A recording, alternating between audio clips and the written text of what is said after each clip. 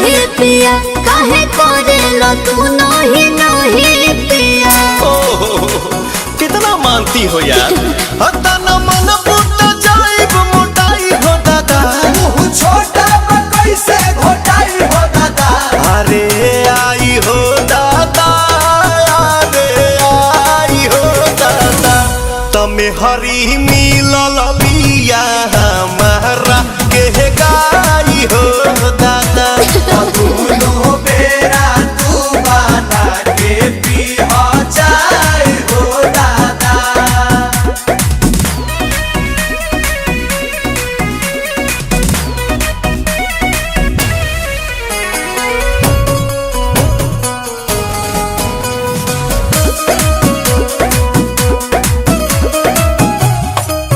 मिलत खीरे बाहो पनीरे बाहो, ऐसन वाइफ से लाइफ अमीरे बाहो। भगवान के लिखल त कदीरे बाहो। बोला बोला का कोई बोए सयाने आई नमकीन के मिठाइया। थोड़ा चटनी भी। तह चुमा लगेला मिठाई हो दादा।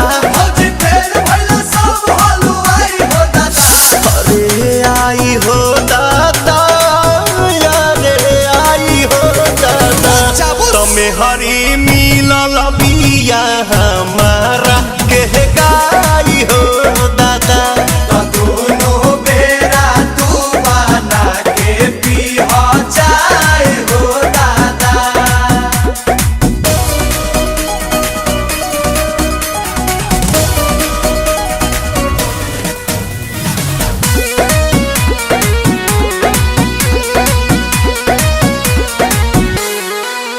मने आंसू के हो प्रियांशु के हो, ई त जान ही पवन बेआसू के हो। रोजे गोड़वा दबावे सासू के हो। पिया आई था कौन बने रोआ लगाई दी दिल गमकौआ। अच्छा हाजी बेलू मोहरत के दर्द भगाई हो दादा। हर बोलिए लगेला दवाई हो दादा। अरे आई हो दादा, अरे आई हो दादा।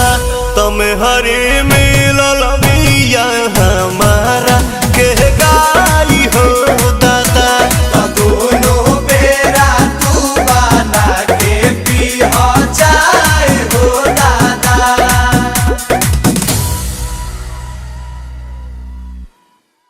अरे आई हो दादा, अरे आई हो दादा।